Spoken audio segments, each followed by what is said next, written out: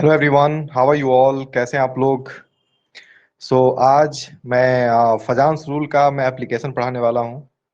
पिछले क्लास में मैंने पढ़ाया था आपको कि फजांस रूल क्या होता है, उसके रूल्स में क्या क्या यूज होते हैं, ये सब। आज की क्लास में हम पढ़ेंगे कि फजांस रूल का एप्लीकेशन क्या है। तो एप्लीकेशन को जानने के लिए हम पहले उसके थोड़ा रिकैप करेंगे फजांस रूल में। और रिकैप करने के बाद हम चालू करेंगे कि फजांस रूल में फजांस रूल को जान के हम क्या क्या पता कर सकते हैं। सबसे पहले मैं थोड़ा बता देता हूँ। हम फजांस रूल में सबसे पहला रूल पढ़ा था हमने, जिसमें कहा था मैंने कि जितना ज्यादा चार्ज हो, greater the charge either on cation और anion, greater the covalent character. Okay. So covalent character के लिए चार्ज एक बड़ा फैक्टर था जिसको हमने सबसे पहले फॉलो किया था। ओके।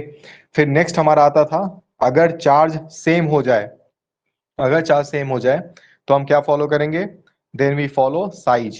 तो साइज अगर किसी की ज्यादा हो, अनायन की, तो कोवेलेंट कैरेक्टर ज्यादा होगा, और केटायन की साइज ज्यादा हो तो कोवेलेंट कैरेक्टर कम होगा। केटायन का साइज कम होना चाहिए था कोवेलेंट कैरेक्टर के लिए, और अनायन का साइज ज्यादा होना चाहिए। ये फजांस रूल में हमने दो रूल देखे थे। इसमें जो सबसे इंपॉर्टेंट तीसरा रूल था वो मुझे लगता है कि आप सबको एकदम अच्छे से याद रखना चाहिए, क्योंकि पेपर में जब वो आएगा तो काफी लोग गलत करके आ सकते हैं, क्योंकि उनको पता में भी नहीं होगा, लेकिन आपको पता है तो you can go for it. Okay. So group 11 और 12 के बारे में मैंने कहा था कि copper, copper, silver, okay, and gold, ये तीनों एलिमेंट अगर हैं, या फिर जिंक, कैडमियम और मरकरी, अगर हमारे पास इनमें से कोई भी एलिमेंट हो, छह एलिमेंट, ग्रुप 11 और 12 है, ये 11 हो गया और ये हो गया हमारा ग्रुप 12, अगर इनमें से कोई भी एलिमेंट हमें दिख जाए तो इनसे ज्यादा कोवेलेंट और कोई भी नहीं होगा, कोई नहीं होगा, भले वो दो रूल फॉलो करे या ना करे। इस पे हमने क्वेश्चन भी किए थे, आज भी हम बहुत सारे क्वेश्चंस करने वाले हैं इसके ऊपर। तो सबसे पहले क्या करना है? तो सबसे पहले ये करना है, जैसे कि मैंने मान लो पूछा, जैसे पिछले क्लास में मैंने स्टार्ट भी किया था यहीं से, कि हमारे पास अगर मान लो AuCl है, ओके, हमारे पास NaCl है, एंड वी हैव MgCl2। तो अगर ये भी कंपाउंड हमारे पास है और पूछे कोई एकदम डायरेक्टली कि बताओ इसमें से कोवेलेंट कैरेक्टर ज्यादा कौन होगा, तो बताना एकदम सिंपल है और सबको पता भी होना चाहिए, क्योंकि इसमें हमारा फर्स्ट रूल सेकेंड रूल काम नहीं करेगा, क्योंकि हमारे पास है AuCl जो कि गोल्ड, और गोल्ड हमारा है कॉपर वाले ग्रुप में और 11 ग्रुप में। तो इस तरह के एलिमेंट का बिल्कुल ये सही है एकदम, इसका कोवेलेंट कैरेक्टर एकदम ज्यादा ही होगा, ये निश्चित है। ये सब तो था कोवेलेंट और आयनिक करेक्टर के बारे में, जो पिछले क्लास मैंने ऑलरेडी बता दिया है। आज की क्लास बहुत इंपॉर्टेंट इसलिए है क्योंकि हम आज पढ़ने वाले हैं कि आखिर एप्लीकेशन क्या होता है फजांस रूल का। तो एप्लीकेशन चलो शुरू करते हैं फटाफट। और ये जैसे मैंने कहा था, पूरे के पूरे इनऑर्गेनिक केमिस्ट्री में one of the best rule मैं मानता हूँ इसको, क्योंकि ये एप्लीकेशन जब इसका देखोगे आप, तो कई सारे ऐसे टॉपिक हैं जो हम इसमें कर पाएंगे। कुछ एग्जांपल मैं दे देता हूँ।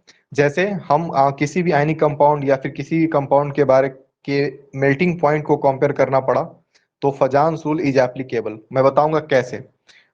इसके साथ साथ अगर हमें पता करना हो थर्मल स्टेबिलिटी, ये दो तीन वर्ड हैं जो आपने कई बार कई सारे क्वेश्चंस में देखे भी होंगे, देखे है ना? थर्मल स्टेबिलिटी का ऑर्डर बताओ, मेल्टिंग पॉइंट का ऑर्डर बताओ, सॉलिबिलिटी का ऑर्डर बताओ, ये सारे के सारे ऑर्डर हमारे पेपर में आते रहते हैं, हमेशा आते रहते हैं। ये सब के बारे में हमारा फजांसुल ये क्लियर करेगा। फजांसुल में आयनिक करेक्टर और कोवेलेंट करेक्टर का ऑर्डर जो हम बताएंगे उससे ये क्लियर हो जाएगा कि कौन जितना ज्यादा मेल्टिंग पॉइंट रखता है और कौन कितना थर्मल स्टेबिलिटी रखता है, पोलराइजिबिलिटी, बहुत सारे एप्लीकेशन है अभी हमारे पास। मैं सबसे पहले स्टार्ट करता हूँ मेल्टिंग पॉइंट। मेल्टिंग पॉइंट के बारे में एकदम कॉपी में स्पष्ट रूप से लिख लेना है कि melting point is proportional to ionic character. एकदम करेक्ट है ये बात, ये लिख लो। जितना ज्यादा किसी भी मॉलिक्यूल का आयनिक करेक्टर होगा, उसकी मेल्टिंग पॉइंट ज्यादा होगी, ये बात तय है। अब बात इसका क्या है कि मेल्टिंग पॉइंट ज्यादा और आयनिक करेक्टर ज्यादा से क्या रिलेशन है? तो है बड़ा सिंपल बात। आयनिक बॉन्ड जो होते हैं ना, वो कोवेलेंट बॉन्ड से ज्यादा स्ट्रांग होते हैं, करेक्ट है? ऐसे याद कर सकते हैं हम लोग। तो होता क्या है कि जब आयनिक करेक्टर बढ़ेगा तो मॉलिक्यूल के स्ट्रेंथ बढ़ेंगे, और जब मॉलिक्यूल का स्ट्रेंथ बढ़ेगा तो उसको मेल्ट करने के लिए हमें टेम्परेचर ज्यादा देना पड़ेगा। और यही वो कारण है कि हम कह सकते हैं कि this one will be the more, the molecule with have more ionic character will have more melting point. जैसे कि एग्जांपल दे रहा हूं मैं, खुद बताना सोच के। मान लो कि हमारे पास हो HCl, देखो ध्यान से, HF हो, एकदम सिंपल, हमारे पास हो HCl, हमारे पास हो HBr, और एक हो हमारे पास HI। ठीक है, चलो कमेंट में बताओ सब लोग कि अगर मैं ये चारों बोलूं, और ऊपर मैंने कुछ लिखा है ना, melting point proportional to ionic character, correct है। मैं क्या पूछने जा रहा हूं कि इन चारों मॉलिक्यूल में, इन चारों में, HF में, HCl में, HBr में, HI में ज्यादा मेल्टिंग पॉइंट किसका होगा? तो हमें क्या करना है? तो हमें फजांस रूल के हिसाब से चलना है।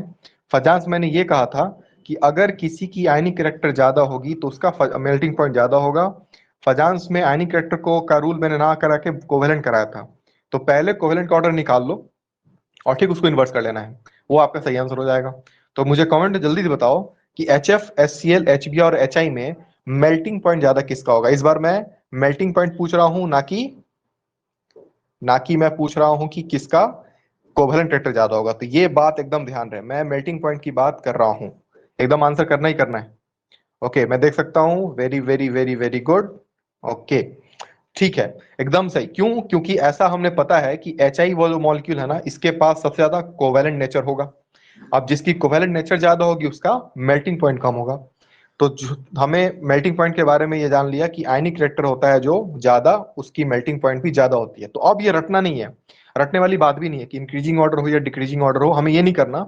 हमें कंपाउंड देखना है, हमें उसके आयनिक रिएक्टर को पकड़ना है, और आयनिक रिएक्टर को ना पकड़ के कोवेलेंट को भी पकड़ लो तो आसान है, क्योंकि कोवेलेंट का ऑर्डर जो भी होगा उसका इनवर्स ऑर्डर हमारा होगा मेल्टिंग पॉइंट का। बहुत इजी है ना? बहुत इजी। तो मेल्टिंग पॉइंट का एप्लीकेशन आप लोग ऐसे कर सकते हैं, ट्राई करना बहुत सारे क्वेश्चंस में। मैं अगले टॉपिक पे आता हूं जिसका मैंने कहा था नाम, थर्मल स्टेबिलिटी, क्योंकि वो भी मेल्टिंग पॉइंट की तरह ही है। तो थर्मल स्टेबिलिटी का मतलब ये है कि अगर, ये तो मैं ऐसे एक थोड़ा सा बताऊंगा एक बात जो आपको ध्यान रखना है। थर्मल स्टेबिलिटी भी प्रोपोर्शनल होता है आयनिक करेक्टर के। ओके, ये भी जितना ज्यादा होगा आयनिक करेक्टर के वजह से ही। तो आयनिक करेक्टर और कोवेलेंट करेक्टर में आपको आयनिक करेक्टर को ही फॉलो करना है हमें। तो थर्मल स्टेबिलिटी जितना ज्यादा, या आयनिक करेक्टर जितना ज्यादा, थर्मल स्टेबिलिटी भी उतना ज्यादा। मतलब इन शॉर्ट में कहूं तो मेल्टिंग पॉइंट वाला ही कॉन्सेप्ट हम इस बार भी फॉलो कर रहे हैं दोनों में। तो अगर मैं फिर से सवाल पूछूं थर्मल स्टेबिलिटी के बारे में, तो मुझे लगता है काफी आसान होगा बताना। तो करके देखते हैं एक बार। तो मैं जो कंपाउंड दे रहा हूं ध्यान से देखना और कोशिश करना सही करने का, थर्मल स्टेबिलिटी का ऑर्डर बिना किसी हिंट के। जैसे कि हमने ग्रुप 1 और ग्रुप 2 तो पढ़ेंगे आगे भी, और यह पढ़ा भी होगा। तो उसमें कंपाउंड आता है एक उसका सल्फेट कंपाउंड Li2SO4, है ना। एक हम ले लेते हैं, मान लो Na2SO4, और एक और ले लेते हैं, मान लो K2SO4। अगर कोई पूछे कि इन तीनों में कोवेलेंट कैरेक्टर का ऑर्डर क्या होगा, तो आपको पता है उसका। लेकिन मैंने क्या बोला, हमें कोवेलेंट कैरेक्टर पता नहीं करना, पता कर सकते हैं, लेकिन हमें अगर जानना है कि इसका थर्मल स्टेबिलिटी ज्यादा किसका होगा, तो हमें फोकस करना है इसके आयनिक कैरेक्टर के ऊपर। तो पहले कोवेलेंट निकाल लो, अगर निकालने का है तो फिर उसका रिवर्स कर देना, वही हमारा होगा थर्मल स्टेबिलिटी का ऑर्डर। तो चलो ट्राई करो। लिथियम सल्फेट, सोडियम सल्फेट और पोटेशियम सल्फेट, या नीचे भी हम आ जा सकते हैं, रुबिडियम सल्फेट, सीजियम सल्फेट। इन तीनों में ज्यादा थर्मल स्टेबिलिटी किसका होगा, या ऑर्डर अगर पूछा जाए, जैसे ये 1 है, अगर ये 2 है और ये 3 है, तो इसका ऑर्डर क्या होगा थर्मल स्टेबिलिटी का? चलो कमेंट में जल्दी से बताना है थर्मल स्टेबिलिटी का ऑर्डर। थर्मल स्टेबिलिटी का ऑर्डर डिपेंड करता है आयनिक कैरेक्टर पे ऊपर, बिल्कुल करेक्ट। और आयनिक कैरेक्टर का मतलब ये हुआ, हाँ, Li2SO4 only will have more or less। Okay, 1 2 3 decreasing order, decreasing order, decreasing order. अच्छा रुको, चलो बताता हूँ। पहली बात कि कोवेलेंट कैरेक्टर का रूल मैंने क्या पढ़ाया था, याद है? नहीं, छोटा केटायन जो था ना, वो छोटा केटायन विल मोर कोवेलेंट, ये तो कोवेलेंट ज्यादा हो गया ना। Lithium sulphate is more covalent and potassium sulphate is less covalent. क्यों? कैटायन का कंपैरिजन था यहाँ पे, कैटायन का साइज छोटा होना चाहिए ना कोवेलेंट के लिए। तो अगर कोवेलेंट कैरेक्टर में कहूँ तो कोवेलेंट कैरेक्टर का ऑर्डर होगा 1 2 3, जो आई थिंक कुछ लोगों ने किया भी है ये ऑर्डर। ये कोवेलेंट का ऑर्डर हो गया ना। मैंने कोवेलेंट का ऑर्डर थोड़ी बोला, मैंने बोला कि इसका थर्मल स्टेबिलिटी जो होगा वो आयनिक कैरेक्टर के साथ प्रोपोर्शनल होगा, और आयनिक कैरेक्टर कोवेलेंट कैरेक्टर के इनवर्सली प्रोपोर्शनल होता है। तो थर्मल स्टेबिलिटी तो 3 to 1 होगा ना। डाउट डाउट डाउट डाउट है, कमेंट में पूछना है। देखो बात सिंपल ही है। हाँ, बात सिंपल सी है कि हम कोवेलेंट कैरेक्टर को नहीं बता रहे हैं, हम कोवेलेंट कैरेक्टर को जानेंगे, है ना, पहले बना लेना। फिर अपने आप को फिर सोचना कि अच्छा कोवेलेंट की इनवर्स की पोजीशन होता है तो उल्टा मुझे देखना पड़ेगा। तो उल्टा करना है तो वो ऑर्डर ये करना है। यहाँ पे मिस्टेक हो सकता है कि जानने के बावजूद हम उल्टा ना करके भूल जाएं और सोचे कि यही आंसर हो गया हमारा, ये गलत हो जाएगा। तो ध्यान रहे इस बात का। और देखो कितना आसान तरीका हो गया, हम रटना नहीं है हमें। जैसे इसको रटना पड़ता है ना कि डाउन द ग्रुप जाने पे थर्मोस्टेटिक बढ़ेगी घटेगी, लेकिन अब हमें रटने की जरूरत नहीं पड़ी। क्यों नहीं पड़ी? क्योंकि हमें पता चल गया कि अच्छा ये होने वाला है और ऑर्डर हमारा ये होगा, सिंपल। चलो आगे बढ़ते हैं। देखो, अब थर्मल स्टेबिलिटी के बारे में क्वेश्चन आए तभी हमें पता है कैरेक्टर फॉलो करना है, मेल्टिंग पॉइंट पे तभी फॉलो करना है। एक और टॉपिक आता है जिसके बारे में जरूर बताऊंगा, वो है पोलराइजिंग पावर या पोलराइजिबिलिटी कहते हैं उसको। तो एक वर्ड है हमारा पोलराइजिबिलिटी, पोलराइजिबिलिटी। और ये पोलराइजिबिलिटी का जो डिपेंडेंस है वो डिपेंडेंस है कोवेलेंट कैरेक्टर के ऊपर। मतलब जितनी ज्यादा कोवेलेंट कैरेक्टर होगी किसी के पास उतनी ज्यादा उसकी पोलराइजिबिलिटी होगी, ये तय है। तो अभी तक हमने मेल्टिंग पॉइंट के लिए थर्मोस्टेटिक के लिए आयनिक कैरेक्टर देखा था, और ये सबसे आसान होगा। पोलराइजिबिलिटी के लिए हम देखेंगे कोवेलेंट कैरेक्टर।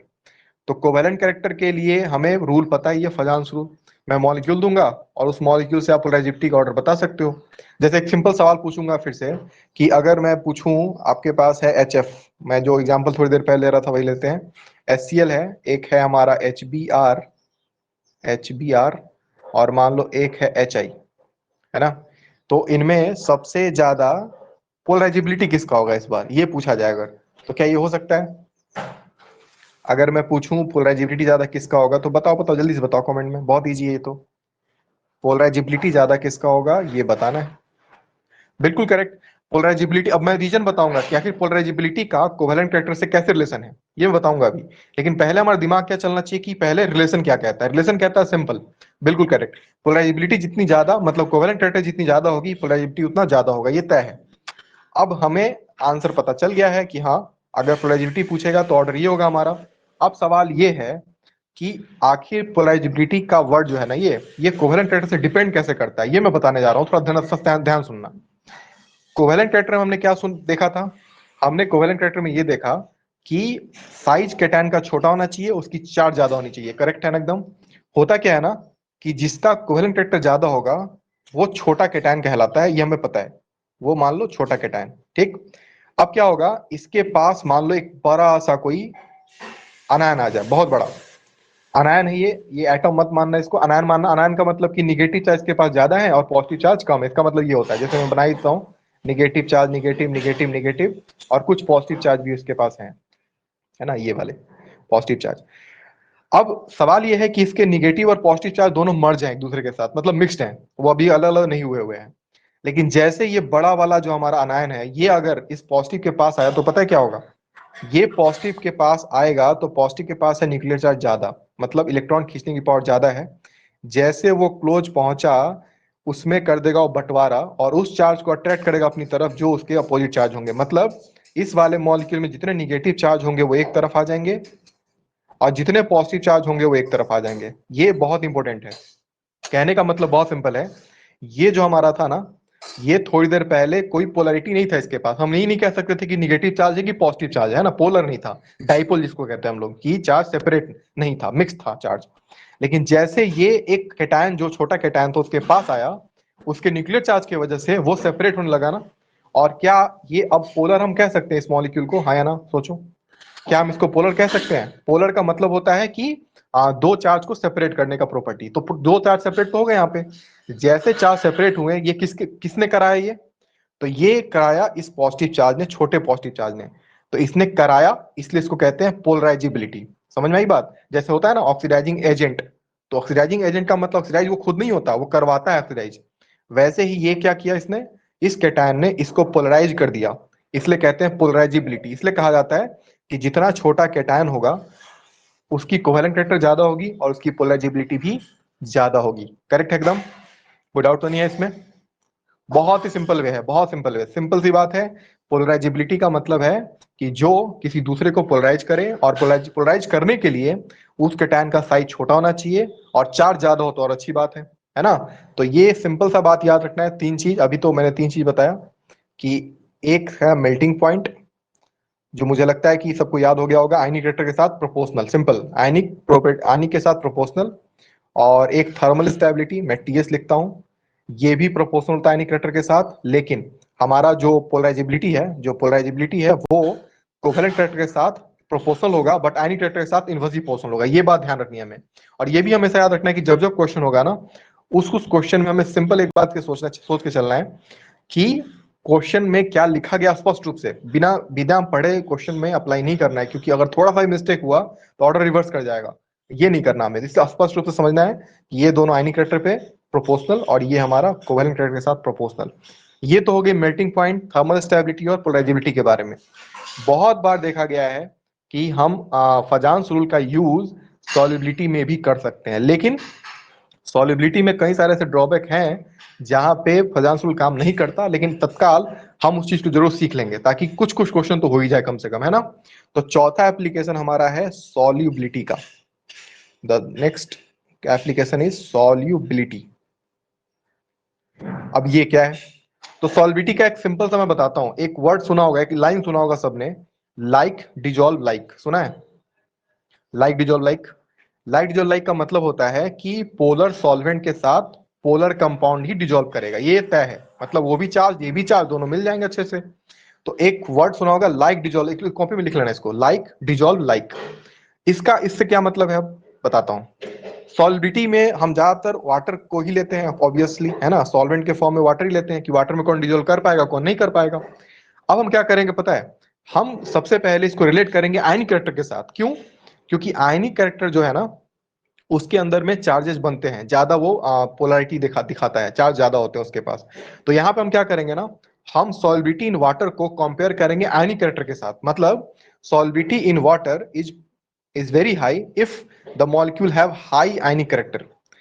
फजांसुल के हिसाब से अगर किसी मॉलिक्यूल की आयनिक कैरेक्टर ज्यादा होगी, ये प्रोपोर्शनल है, तो उसकी सॉल्विटी भी उसकी सॉल्विटी ज्यादा होगी पानी के अंदर। ये बात ध्यान रखना है। अब देखो कितना आसान हो गई है। जैसे हमने चारों एप्लीकेशन देखा, तो तीन तो हो गया आयनिक कैरेक्टर के साथ proportional, melting point, thermal stability, solubility. एक बचा हमारा जो है पोलराइजेबिलिटी, उसका कोवेलेंट कैरेक्टर के साथ रिलेशन करना है। तो एक साथ देखा जाए तो चार एप्लीकेशन तो हम यहीं पे कर लिए हैं। कुछ ड्रॉबैक होते हैं, देखो मैं ये नहीं कह रहा कि 90 सारे क्वेश्चन ही हो जाएंगे आपके, लेकिन 80 to 90% क्वेश्चन सिर्फ फजांस रूल के हिसाब से हो सकते हैं। कुछ एक्सेप्शन आते हैं, बिल्कुल आएगा, आगे भी आएगा, लेकिन सारे एक्सेप्शन को मैं अच्छे तरीके से बताऊंगा तो आपको क्लियर समझ में आएगा। जैसे कि मैं मानता हूं कि सॉल्विटी के लिए इससे एक बेहतर मेथड और है, इससे बेहतर मेथड एक और है जो मैं भी इसी क्लास में बताने जा रहा हूं, ध्यान से सुनना। सॉल्विटी के लिए, और वो ये है, आप चाहो तो इस लाइन को लिख भी सकते हैं, मैं बोल भी रहा हूं। साइज का डिफरेंस, जैसे कि मैं एग्जांपल देकर बताऊंगा, समझ में आ जाएगा। जैसे कि अगर मैं ऐसे नॉर्मली पूछ दूं कि LiF में और NaF में ज्यादा सॉल्युबल कौन है, तो बड़ा मुश्किल हो सकता है, क्योंकि याद कैसे करें इतना, है ना। इतना कैसे याद कर सकते हैं हम, down the group, left right, ये सब इतना बहुत लेंदी हो जाता है ये इनऑर्गेनिक केमिस्ट्री में। आसान करने का तरीका बड़ा सिंपल है, और जो बता रहा हूं ध्यान सुनना। आपको साइज फैक्टर पेरियोडिसिटी के बारे में तो क्लियर ही होगा कि साइज किसका किसका कितना कितना होता है। इनफैक्ट साइज का मतलब वैल्यू नहीं चाहिए हमें, बस कंपैरिजन चाहिए कि हाँ इतना डिफरेंस होता होगा उसके बीच में।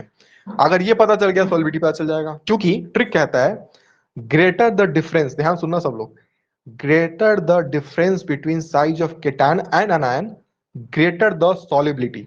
फिर से रिपीट कर रहा हूं मैं, greater the difference between size of cation and anion, greater the solubility। ये बात बहुत ही इंटरेस्टिंग बात है ये, क्योंकि इससे हम सॉल्युबिलिटी को काफी आसानी से बता सकते हैं। और हो सकता है ये जो लाइन है, ये फजांस रूल से भी ज्यादा एप्लीकेबल हो जाए सॉल्युबिलिटी को बताने के दौरान।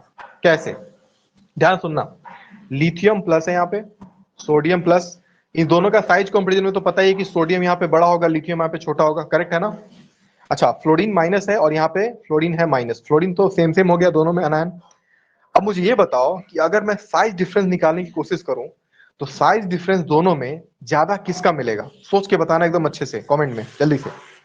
LiF में और NaF में साइज डिफरेंस मतलब, अनायन तो हमारा सेम है, केटायन डिफरेंट है। अब केटायन जो डिफरेंट है, उनमें हमें कैसे पता करेगा डिफरेंस किसका ज्यादा है बड़ा आसान ही है, मैं बताऊंगा अभी। LiF सबका आंसर आ रहा है, ओके। डिफरेंस डिफरेंस डिफरेंस ज्यादा किसका है, डिफरेंस ज्यादा किसका है, डिफरेंस डिफरेंस डिफरेंस। चलो मैं बताता हूँ डिफरेंस ज्यादा एक्चुअली में हमारे NaF का है। कारण बताता हूँ कैसे। देखो, लिथियम किस पीरियड का एलिमेंट है? Second period. क्या ये बात सही है कि नहीं, बताओ। अच्छा, फ्लोरीन किस पीरियड का एलिमेंट है? सोचो सोचो सोचो। ये भी हमारे सेकेंड पीरियड का एलिमेंट है। अच्छा, सोडियम हमारा थर्ड पीरियड का एलिमेंट है कि नहीं, थर्ड पीरियड, और ये सेकेंड पीरियड। अब सोचो कि थर्ड पीरियड का एलिमेंट सेकेंड पीरियड के साथ डिफरेंस ज्यादा करेगा ना, साइज डिफरेंस मैं कह रहा हूँ, साइज डिफरेंस ज्यादा हुआ तो सॉल्विटी बढ़ जाएगी। और यहाँ दोनों सेकेंड पीरियड के एलिमेंट है तो उतना साइज डिफरेंस नहीं होगा, साइज तो अलग अलग होंगे इसके, मैं ये नहीं कह रहा कि जीरो डिफरेंस होगा, नहीं डिफरेंस होगा, लेकिन उतना डिफरेंस नहीं होगा जितना कि सोडियम और एफ में होगा। यानी कि अगर NaF में डिफरेंस साइज का ज्यादा है तो इसको तोड़ना आसान होगा, ये टूटेंगे जल्दी, और टूटेंगे तो सॉल्विटी बढ़ जाएगी। इसको मैं एक तरीके से बताता हूँ, और मैंने कहा भी था, जैसे नहीं होता है कि जो जोड़ी बनती है ना, तो जोड़ी कैसे बनती है, जब दो चीजों में सिमिलरिटी हो, है ना, जैसे 36 गुण मिले वैसे होता है ना, वैसे ही कुछ समझ के चलो। बात क्या है कि जब दोनों के साइज के डिफरेंस जितने कम होंगे, या दोनों के साइज जितने ज्यादा सिमिलर होंगे उतना बेटर है, उतने ज्यादा वो स्टेबल होते हैं। इसलिए स्टेबल जो ज्यादा होंगे वो ज्यादा स्टेबिलिटी की वजह से सॉल्युबल नहीं होते हैं, कम होते हैं। अब इसी में मैं आगे बढ़ूं, जैसे कि देखो आप लोग कितना इजी समझ सकते थे इसको, LiF, देखो NaF है मान लो, KF, इसलिए मैं फजांस के सॉल्विटी वाले फैक्टर को ना फॉलो करा के मैं ये फॉलो करा रहा हूँ, क्योंकि ये उससे कहीं ज्यादा बेहतर है ये तरीका। अब जैसे ये चारों देखो, मैं चाहता हूं कि इस बार आप लोग कमेंट सेक्शन में बताओ मुझे, LiF में, NaF में, KF में और RBF में, इन बहुत सोच के बताना, बहुत आसान है ये, इन चारों में सबसे ज्यादा सॉल्युबल कौन होगा, मैं सॉल्विटी की बात कर रहा हूं, ध्यान रहे, पानी के अंदर में सॉल्युबिलिटी ज्यादा किसका होगा इनमें से, चलो बताओ बताओ बताओ बताओ, कमेंट में बताओ, मैं देख रहा हूँ। LiF का, ओके, LiF का होगा सॉल्विटी ज्यादा, ठीक है, अभी बताओ, आगे बताओ, LiF सबको लगता है। अच्छा, LiF एक और आ गया, LiF सॉल्विटी, मैंने कहा डिफरेंस नहीं, हाँ सॉल्विटी कहा, सॉल्विटी, आंसर चेंज करो, रुको, देखो देखो देखो, गलती होगी आप लोगों से। सबसे पहले मैंने ये थोड़ी कहा, मैंने ये नहीं कहा कि डिफरेंस किसका कम है, डिफरेंस जिसका कम है वो तो सॉल्विटी ज्यादा हो जाएगी, कम हो जाएगी ना उसकी, स्टेबल ज्यादा हो गया। LiF और F माइनस दोनों में साइज डिफरेंस कम है, स्टेबल ज्यादा है, ये सोचो, ये ज्यादा स्टेबल है। और ये RB प्लस और F माइनस की स्टेबिलिटी क्या है, बहुत कम है। स्टेबिलिटी कम होने से इसको ब्रेक करना आसान होगा और सॉल्विटी बढ़ जाएगी। बड़ा आसान तरीका है ये सॉल्विटी बताने का। इसमें ना आयनिक करेक्टर देखो ना कोवेलेंट करेक्टर देखो, मत देखो, मैं वही कह रहा हूँ। फजान सुल का सॉल्विटी बताने के बाद मैंने ये क्यों बताया, क्योंकि अब आपको आयनिक करेक्टर को देखने की जरूरत ही नहीं है, क्योंकि जो बात ये मैंने बताई ना, ये उससे कहीं ज्यादा इंपॉर्टेंट है, जो आपको बहुत काम करेगा। ठीक है, क्या बोला, सिंपल, हमें करना क्या है, हमें LiF, NaF, KF और RBF में, इन चारों में केटायन आयन के साइज का डिफरेंस ज्यादा किस में है ये सोचो पहले, जैसे ये सोचा आंसर पता चल जाएगा। तो आरबी, अब सोचो आरबी कहां पे है, रुबिडियम, रुबिडियम है हमारा फिफ्थ पीरियड का एलिमेंट, सोचो, और फिफ्थ पीरियड का एलिमेंट सेकेंड पीरियड के साथ क्या डिफरेंस अच्छा खासा नहीं रखेगा, हो गया काम खत्म। तो सारा ये जो है ना सॉल्विटी का जो हमारा कॉन्सेप्ट है, ये काम करता है सिर्फ एक चीज के ऊपर, वह है साइज का डिफरेंस। मैं रिपीट कर रहा हूँ फिर से, ऐसे रिकॉर्डिंग देखोगे इसका यूट्यूब वगैरह पे वीडियो मिलेगा आपको, तो आप लोग इसको देख ही सकते हो, लेकिन मैं रिपीट फिर से कर रहा हूँ, इस लाइन को नोट जरूर कर लेना। नोट ये करना, greater the difference of size of cation anion greater the solubility, ये सबसे इंपॉर्टेंट लाइन है, इसी लाइन को हम यूज कर रहे हैं सॉलिबिलिटी को बताने के लिए। कहीं कोई रूल याद नहीं करना, सिर्फ एक लाइन याद करना है, greater the difference of size of cation anion greater the solubility, बस इतना ही बात है, हो जाएगा। लिख लिया होगा अभी, बहुत बार मैं दो तीन और बता दिया। अब इसी पे एक क्वेश्चन करते हैं और देखते हैं कि आप लोग बता पाते हो कि नहीं। तो देखो सॉल्विटी का ऑर्डर आप लोग याद मत करना कभी, क्योंकि हर ग्रुप में सॉल्विटी का ऑर्डर अलग अलग हो जाता है, और इतनी सारे एक्सेप्शन हो जाते हैं कि बहुत ही दिमाग चकराने लग जाएगा, कैसे याद करें, क्या क्या क्या याद करें। इसके लिए मैंने यही बताया है कि इसको याद रखना। एक क्वेश्चन दे रहा हूं, ध्यान से करोगे समझ में आएगा, लेकिन ध्यान से करना। LiI, एकदम simple, NaI, lithium iodide, sodium iodide, potassium iodide, और मैं ले रहा हूं रुबिडियम आयोडाइड। मैंने फ्लोरीन को हटा के आयोडीन लगा दिया। आपको बताना यह है कि इन चारों में सॉल्युबल ज्यादा कौन होगा पानी के अंदर, बहुत ही सिंपल है, बहुत बहुत बहुत सिंपल है। ध्यान से करो, कमेंट सेक्शन आपका खुला हुआ है, जल्दी बताइएगा क्या हो सकता है। इस बार गलती नहीं होनी चाहिए, क्योंकि सॉलिडिटी का, ओके, LI आंसर आ रहा है, RBI भी आ रहा है, LI ज्यादा लोग आ रहा है ना, LI ज्यादातर लोग आ रहा है। तो चलो हम ज्यादा मत वाले लोगों के साथ आंसर करेंगे, जो सही भी है, वेरी गुड। देखो मैं बताता हूँ साइज का डिफरेंस फिर से कैसे पता किया हमने, यही बात है, जिसका साइज फैक्टर क्लियर होगा ना, देखो मैं बताता हूँ, जिनसे गलती हो रही है ना, या जिनको ये ट्रिक समझ में नहीं आ रहा, उनको साइज में डाउट है, तो आप एक काम करोगे, क्या आप लोग बोलो तो मैं ही पढ़ा दूंगा साइज के बारे में, पीरियोडिसिटी चैप्टर में साइज फैक्टर के बारे में बोलोगे तो अगली क्लास हम उसी पे कर लेंगे, क्योंकि जरूरी है वो। साइज के बारे में जब क्लियर है किसी को ना, तो वो आराम से बता सकता है कि सॉल्विटी इसमें किसका ज्यादा होगा। क्योंकि कैसे, देखो ध्यान से, हमारे पास आयोडीन है सबके सब। कलर चेंज कर देते हैं इसको पहले। ये आयोडीन है सबके पास। ये आयोडीन जो हमारा है ना, इसका पीरियड क्या है हमारा, बताओ। फिफ्थ पीरियड, सबको पता है ना। फिफ्थ पीरियड का एलिमेंट है ये। फिफ्थ फिफ्थ फिफ्थ बहुत बड़ा एलिमेंट है, बड़ा बड़ा साइज का है ये। अच्छा, लिथियम का पीरियड कौन सा है, सेकेंड का। मैं डिफरेंस की बात कर रहा था, यही समझो। एक सोचो, एक आयोडीन मतलब कुछ ऐसा है, देखो। अगर मान लो मैंने इसको आयोडीन कहा, इतने बड़े एटम को, तो ये हमारा रहा लिथियम, ये बात है। अब बताओ डिफरेंस इसका ज्यादा होगा कि इसका ज्यादा होगा, सोच के बताओ तो, खुद सोचो। दोनों में डिफरेंस साइज का ज्यादा किसका है? बहुत सिंपल सी बात है, इतना बड़ा पत्थर, एक इतना बड़ा पत्थर, दोनों में डिफरेंस इसका ज्यादा है ना। ऑब्वियसली ज्यादा है इसका। और ये नीचे वाले का डिफरेंस क्या है, कम है। तो वही मैं बात कर रहा हूं कि जिसका डिफरेंस ज्यादा होगा, जैसे यहाँ पे वन सोल्यूबल ज्यादा होगा टू से, बस बात खत्म। सिंपल। जितना डिफरेंस ज्यादा होगा, स्टेबिलिटी कम होगी और सॉल्विटी ज्यादा होगा। यही बात है जो आपको ध्यान रखना है, सिंपल सी बात है। तो एल आई आई के बीच में डिफरेंस साइज का काफी ज्यादा है, देख रहे हो, बहुत ज्यादा। और यहाँ पे थर्ड पीरियड एलिमेंट हो गया ये, थोड़ा सा डिफरेंस कम हो गया होगा। यहाँ पे पोटेशियम फोर्थ पीरियड का एलिमेंट है, डिफरेंस और कम हो गया होगा। रुबिडियम भी फिफ्थ पीरियड का एलिमेंट है, ये भी फिफ्थ का एलिमेंट है, थोड़ा और डिफरेंस कम हो गया होगा। तो डिफरेंस जितना कम होगा, स्टेबिलिटी उतनी ही ज्यादा होगी। और सॉल्युबल वो नहीं होते हैं जो स्टेबल ज्यादा होते हैं, याद रखो इस बात को। सॉल्युबल वो ज्यादा होते हैं जिनकी स्टेबिलिटी कम होती है। Very simple. Got it. एकदम सिंपल है ना, बहुत सिंपल है। तो देखो, ऐसे करके हम बहुत सारे क्वेश्चन कर सकते हैं, आंसर सही भी कर सकते हैं। एक और मैं दे रहा हूं, ध्यान से करना और बताना कि आपको उसमें कोई दिक्कत आई या क्या हुआ। ओके, जैसे कि ध्यान से करना। हमारे पास है एल आई एफ, हमारे पास है एल आई सी एल। इस बार मैंने केटायन को सेम रखा है, इस बार क्वेश्चन थोड़ा सा चेंज किया मैंने, बट है अभी भी इजी क्वेश्चन ये। अभी भी क्वेश्चन में कोई दम है नहीं। अभी भी मैं पूछूं अगर कि बताओ इनमें ज्यादा सॉल्युबल कौन होगा, तो मुझे बता, कमेंट में आप लोग बताएंगे जल्दी से। इन चारों में ज्यादा सॉल्युबल कौन होगा, कमेंट में जल्दी से बताओ, इस बार छोड़ना नहीं है इसको। अब तो कॉन्सेप्ट तैयार है आपका, अब तो गलती करना ही नहीं है। चलो बताओ जल्दी से, हड़बड़ाना नहीं है। जल्दी मैं कह रहा हूँ, लेकिन हड़बड़ाना मत, सोच के बताना कि सही हो जाए एक बार में, है ना। हाँ, इस बार तो मुझे लगता है ट्रैक पे आए हो सब लोग। एकदम सही, ट्रैक पे आ गए। ट्रैक पे इसलिए आ गए क्योंकि देखो बहुत अच्छा किया। इस बार क्या सोचा कि अच्छा यहाँ पे हमारे पास लिथियम है, लिथियम तो फिक्स्ड है। Lithium fix, lithium fix, lithium fix, lithium fix. और अनायन हमारा डिफरेंट है। इस बार डिफरेंस देखने देखो, केटायन दिया हो या अनायन दिया हो, डिफरेंस तो हम कैसे भी देख सकते हैं। तो यहाँ पे हमारे पास जो फ्लोरीन है ना, ये फ्लोरीन, क्लोरीन, ब्रोमीन, आयोडीन, अनायन का साइज बढ़ता जा रहा है ना, देखो। और लिथियम तो बेचारा सेकेंड पीरियड का एलिमेंट है।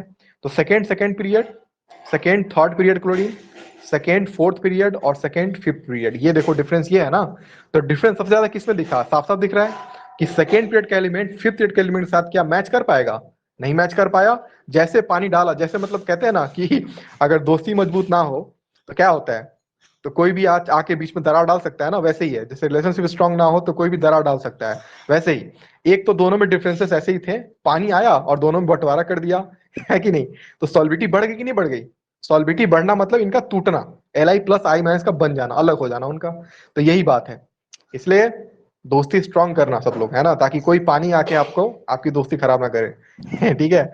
ये ट्रिक याद रखना, ये बहुत इंपॉर्टेंट ट्रिक है जो सॉल्विटी का प्रॉब्लम खत्म कर देगा आपका। इसलिए खत्म कर देगा क्योंकि एक सटीक बात है, एकदम सटीक। Size difference, that's very simple. Size difference पता कर लो, बाकी सब क्लियर। आगे जाके जब मैं एस ब्लॉक पढ़ाऊंगा आपको ना, पढ़ाऊंगा ही जल्दी ही।